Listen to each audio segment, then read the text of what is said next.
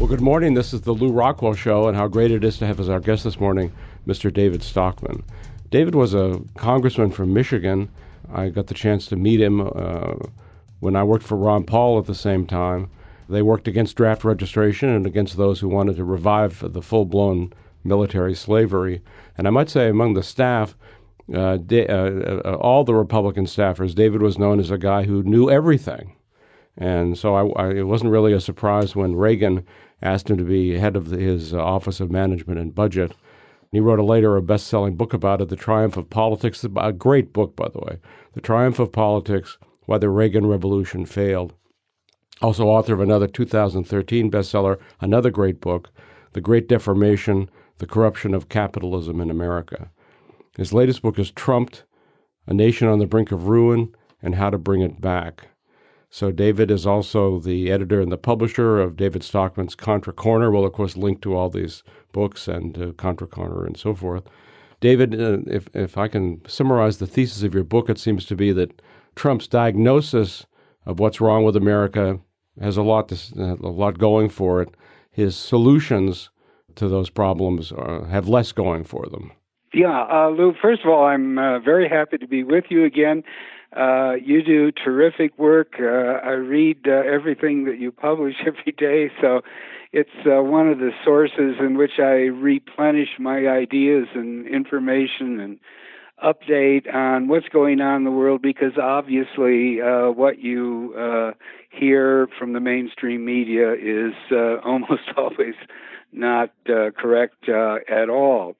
But on the book, yes, I would say that the emphasis is on a nation on the brink of ruin. In other words, that's what the book is about. I try to demonstrate how it's created a hugely unbalanced, ruined economy in which the bicoastal elites have prospered mightily as a result of a lot of wars abroad, a lot of debt being generated in Washington, and the bubble finance system driven by the Fed and other central banks on Wall Street and Silicon Valley and so forth. But it's left flyover America high and dry. And there are so many different measures of that. Jobs have been lost, not created.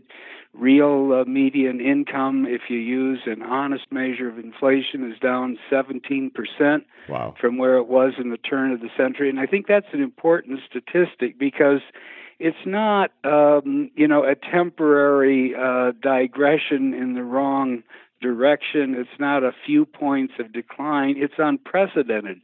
17% shrinkage in the median family income when you use what we call the flyover CPI, which actually we think tracks the cost of living more accurately. So that's why the nation is on the verge of revolt here. That's why Trump has come out of nowhere, much to the surprise and chagrin of the entire Washington, Wall Street ruling establishment, and why the media now is conducting such a, frantic campaign to destroy him for fear that fundamental policy questions might at least be challenged and reopened in a way that they haven't been for the last 30 years.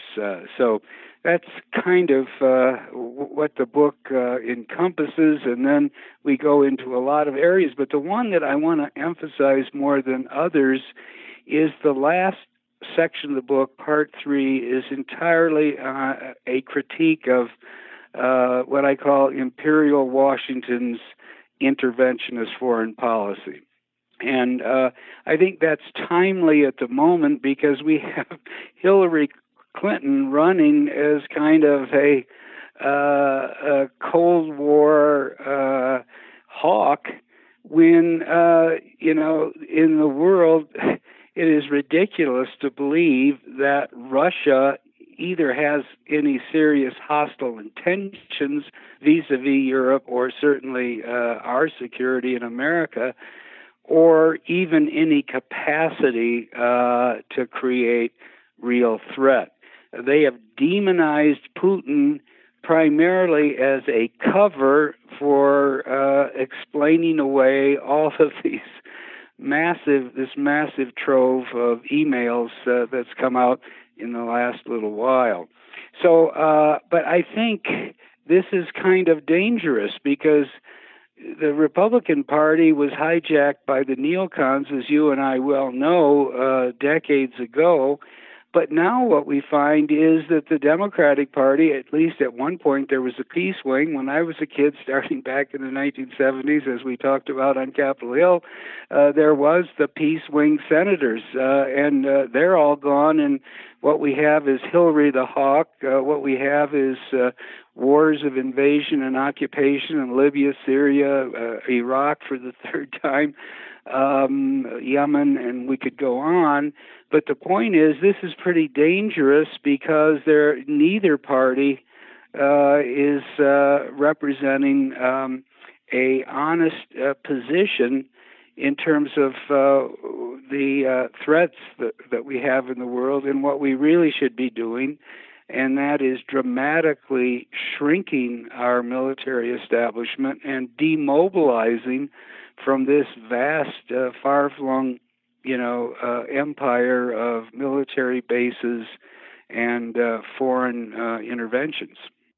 Well, it seems to me that I've always thought that the neocons have like a crazy gene. Yeah. I mean, as bad as they sort of, if we can describe them this way, the Rockefeller establishment, as bad as they have been, they don't strike me as actually egging on and really salivating over the idea of a world war.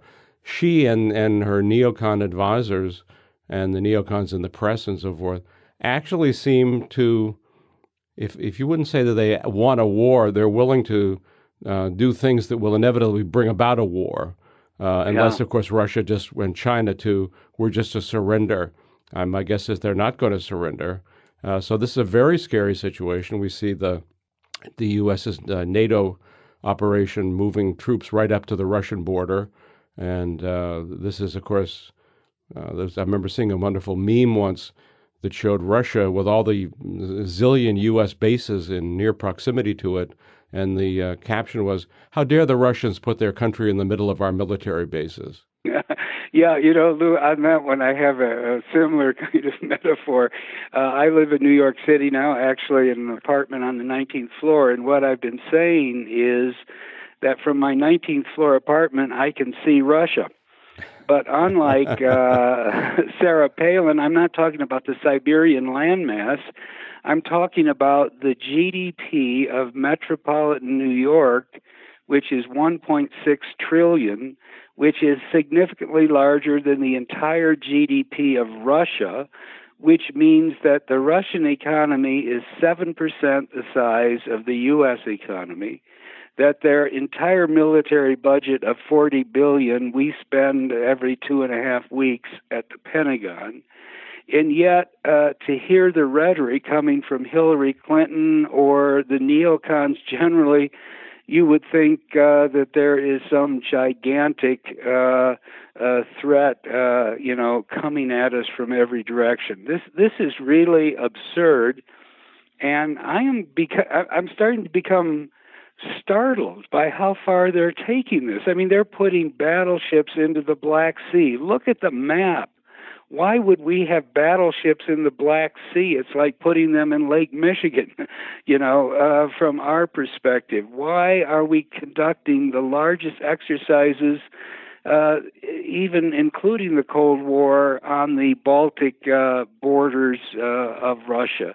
Why did we intervene in a civil war that we instigated in the Ukraine with the coup in Kiev in February 2014, which clearly happened, another of these color revolutions with massive amounts of walking around money supplied by the Endowment for Democracy and the CIA and the State Department and many other organs, and hundreds of people on the ground that were allegedly working for non-NGOs, as they call it. That's just a cover for CIA agents in civilian garb.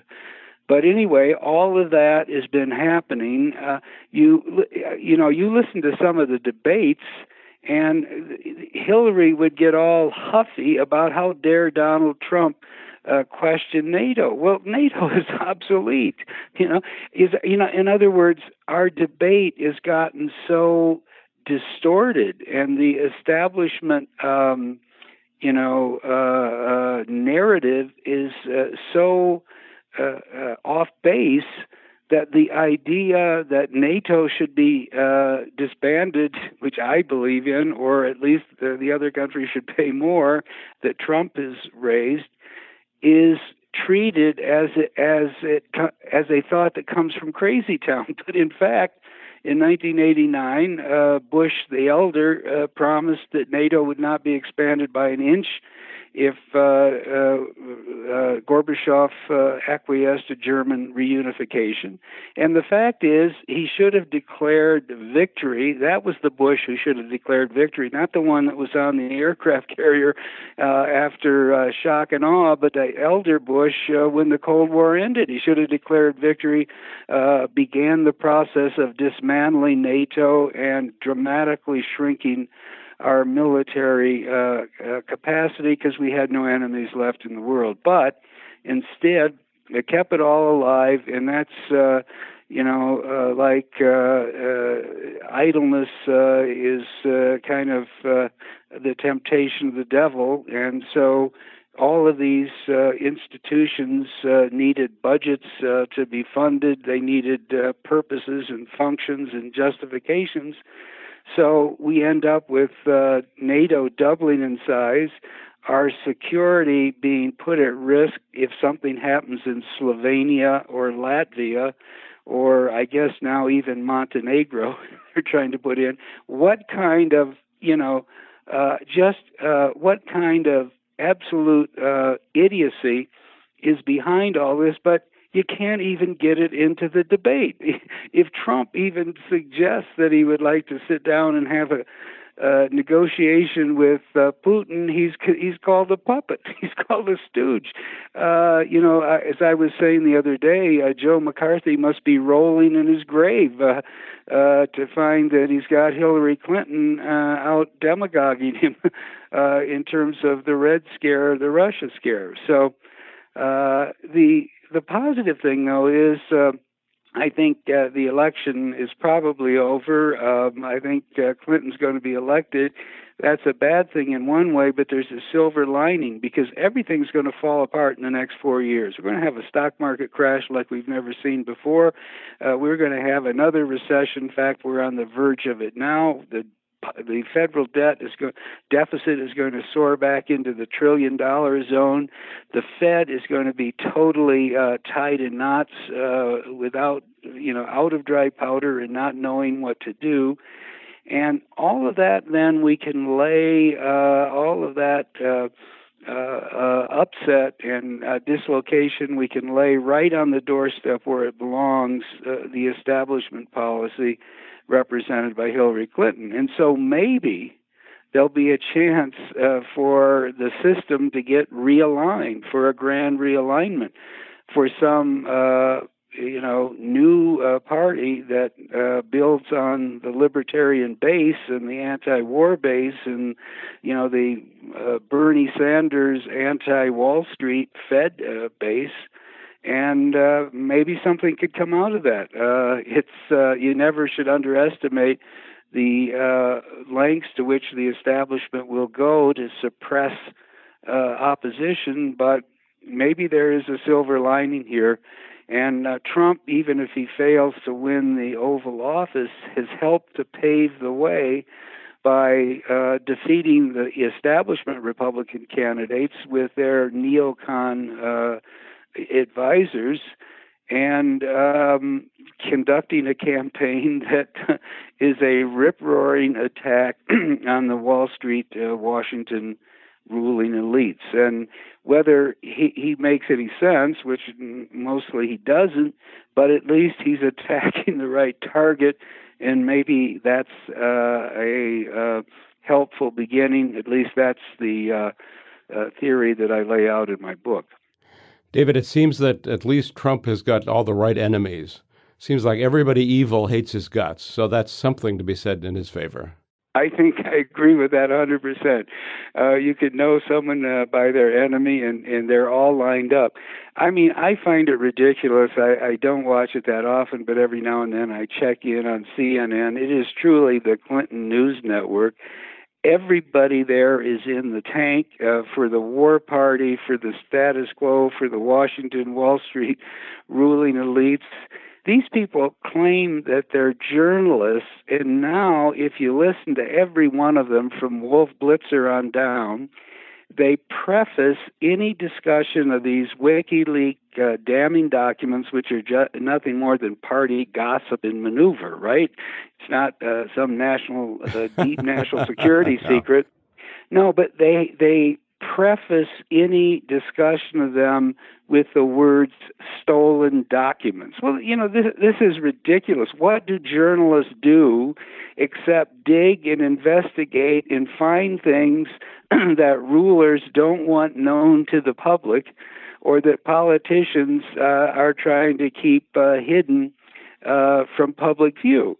And so that's what they've always done. If you get someone to talk on deep background, that's stolen material that was vocalized. If we follow this theory, obviously Watergate investigations never would have happened. The Washington Post never would have revealed all this. The Pentagon Papers wouldn't have been published. You can go on and on.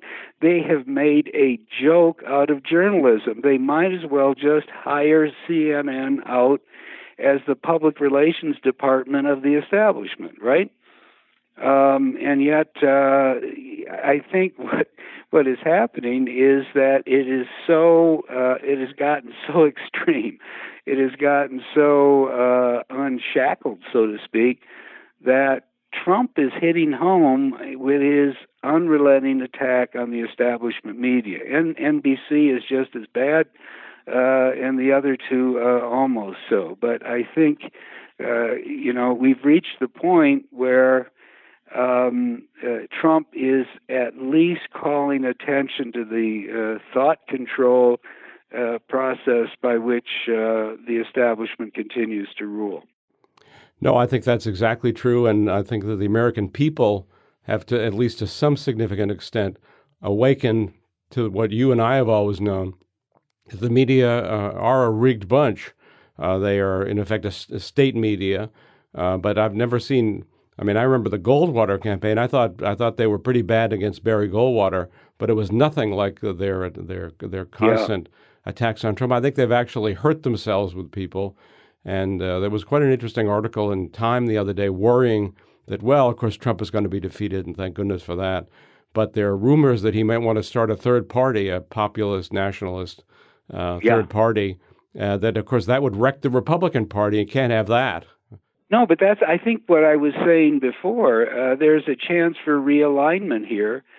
There are a lot of complicated issues to deal with, but on the fundamental questions of war and peace, on the question of big government and massive public debt, on the question of bubble finance and a Fed central bank that basically serves the interests of speculators in Wall Street, on those three things, on the matter of civil liberties and the constitutional structure of our government, there may be room on those four the domains, let's say, in those four domains, to pull together a different party than we now have today, and one that has no use for either the Keynesian economics that run the country domestically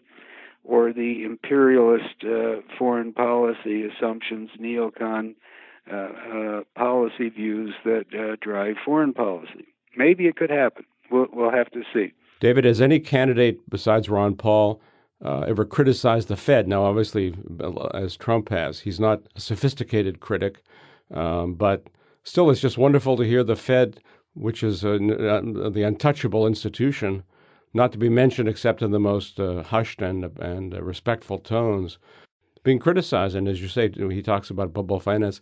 Is it that? Is it his less warlike position? What is it that you think bugs the elites the most about Trump? Is it that he's not suitable for their clubs? I mean, what is it? I think more than anything else, it's the foreign policy angle. Because when push comes to shove, the prosperity in Imperial Washington, all these consulting firms, all of these, suppliers to the national security apparatus, that's where all the prosperity in Washington comes from. That's where all the lobbying jobs get generated for politicians who are put out to pasture, either voluntarily or involuntarily. So I would say when he started talking about negotiating with Putin, when he started talking about how stupid can we be to fight both sides in Syria, and when he, said who empowered us to overthrow Gaddafi and so on, or suggested that NATO was obsolete, that's what really activated the imperial city, let's put it that way, and all its media arms and organizations. It does seem like the only two, at least the only two major powers in the world, although they're much smaller economically and militarily than the U.S., Russia and China, that don't bow the knee to the U.S., seems like they really would like. I mean, I think for a long time I've thought the U.S. Had an ambition and maybe the wherewithal to become the world government. And I guess they see Russia and China as the two impediments. What's going to happen in foreign policy is a frightening thing, and I think people all over the world who are decent are worried about the prospect of Hillary in power. Just very scary business. Well, I think they should, and if you want a symbolic moment, a kind of metaphor for how dangerous Hillary the Hawk is, I think you've seen, Lew, and a lot of people have, but let me mention it again, that little segment in a tape when she was on 60 Minutes and was asked about Libya and the demise of Gaddafi, and all of a sudden she sets up straight and says to her host, "We came, we saw, he died," and then broke out into giggling and laughter. Okay?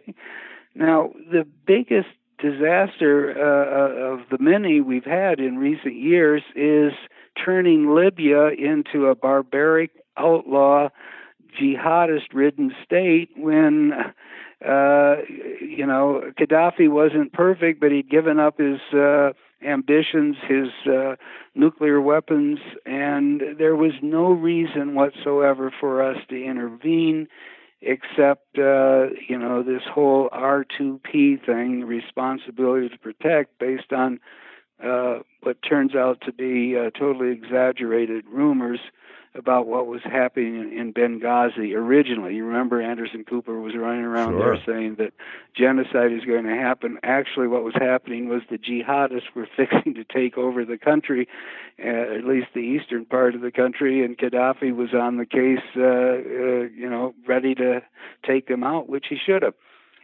But I think the Libya incident is one example of why she's so dangerous. This open public feud she's now having in public with Putin because, she's trying to distract attention from the content of all of these leaked emails, WikiLeaks. The repeated assertion, which you heard from her in the last debate, that she wants to establish a no-fly zone in Syria, which is really puzzling, since I thought the enemy was the Islamic State, positioned narrowly along the Euphrates River in the dusty plains and broken villages around Raqqa. The thing is, they have no air force. Okay, so why in the world would you have a no-fly zone unless you want to shoot down Russian and Syrian Assad planes. And why would we want to do that when they have done far more to contain the ISIS threat than anything we've been able to manage stumbling around? I think it's also interesting to note that if day after day, these generals who are responsible for a lot of these disasters come on the tube to endorse Hillary. I heard John Allen, who was former chief of staff, last night, endorsing Hillary Clinton on the grounds that she would be a superb commander-in-chief. Well, he's the architect of the second go-around in Iraq and Syria, and we can see how well that worked out.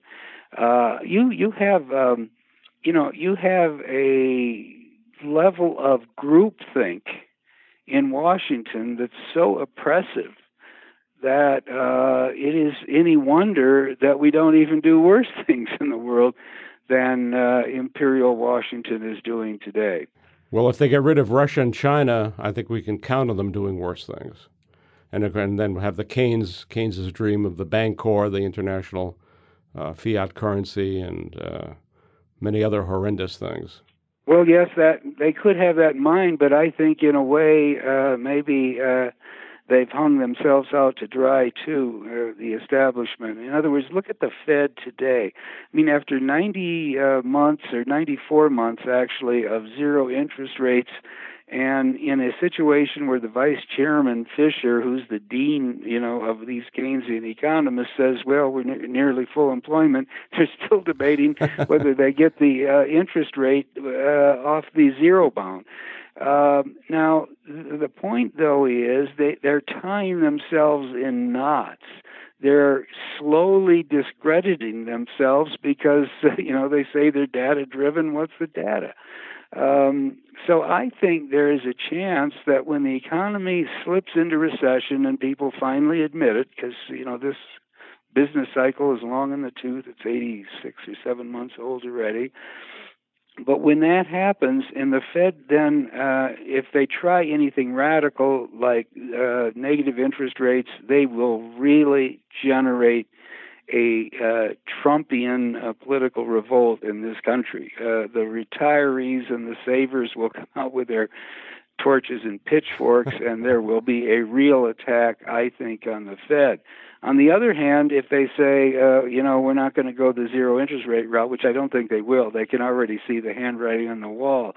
Trump did an important service to everybody when he put a shot across their bow in the debates and talked about one, big, ugly bubble that's being held up by the Fed.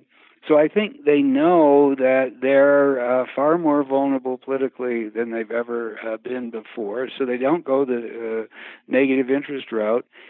If they try to confect something like another multi-trillion-dollar QE program, QE3 or QE4 or 5, I think it's going to backfire because they had convinced Wall Street that this was a one-time emergency, 100-year kind of emergency that had to be done and then would be unwound after it was successful.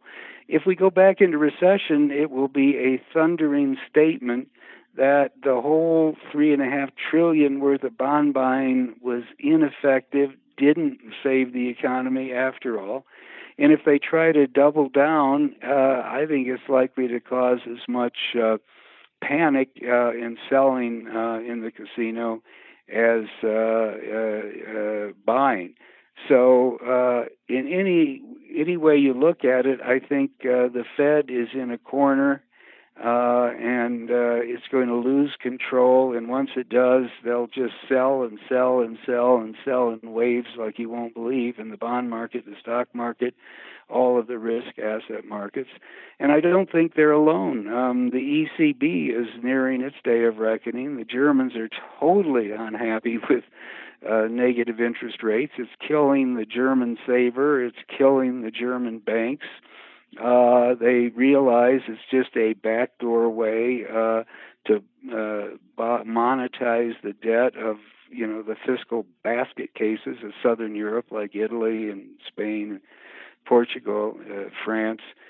So I think the ECB is reaching its moment of reckoning. They have no clue. These lunatics in the Bank of Japan. These people have no clue where they are. I mean, it's a whole nother discussion.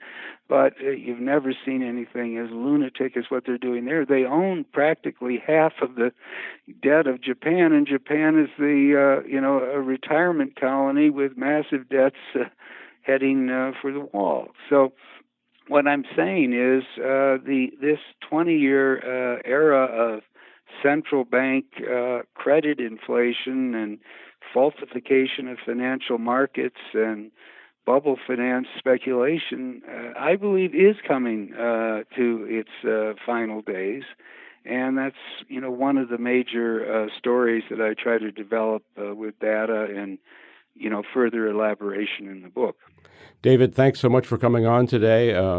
Those who had not heard David Stockman before now realize what an eloquent and important thinker he is. Read his books. By the way, The Triumph of Politics, his first book, still very relevant and a great big book, Great Deformation, Trumped. David, keep writing your great books. It's wonderful to have you on the show. And if lightning strikes and Trump should end up being elected, I hope he has you as his chief advisor on all these things. Okay. Well, it was great to be with you. And, these issues are challenging and in some ways frightening, but somehow I think there's some light at the end of the tunnel. I think, as I said, a country that has been trumped, a people that has been trumped, is a people finally coming alive to the danger and the democratic authority and power that they've lost over the last 30 years. David, from your lips to God's ear, and thank you very much. Okay. Bye-bye. Well, thanks so much for listening to the Lew Rockwell Show today. Take a look at all the podcasts. There have been hundreds of them. There's a link on the LRC front page. Thank you.